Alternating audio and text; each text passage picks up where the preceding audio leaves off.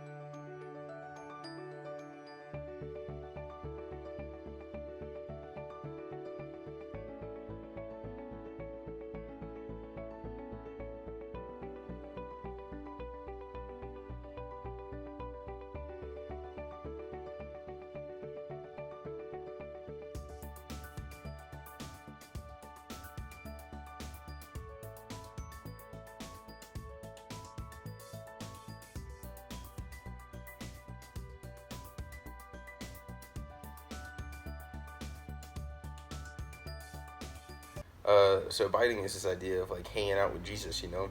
It's like you're spending time with him, intentional time with him, that's going to allow you to, like, everything else to flow out of you. So if you're abiding, like, discipleship's going to naturally flow out of you.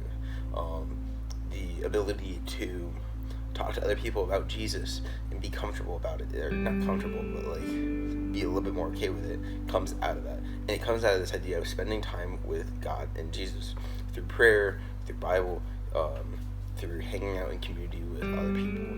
And so when you abide with God, it's just kind of like, everything else just kind of happens.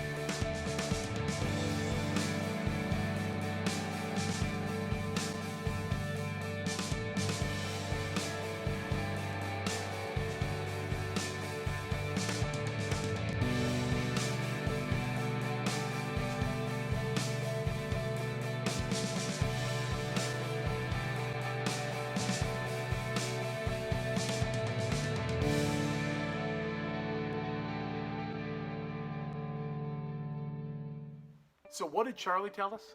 Charlie told us that we need to learn how to abide in Jesus. So as we go forward in this week, I want to really challenge you to learn what abiding looks like. Because abiding will always look like turning over your own desires to Jesus. A disciple will plug in to the vine and give up their own dreams. That doesn't mean you won't have great dreams and that God won't allow you to do great things. It just means what God wants you to do is to die to yourself and follow his best in your life. Because I guarantee you, he's got a big plan for that. So go ahead and live your life as a learner who shows other people what it's like to be at the feet of Jesus.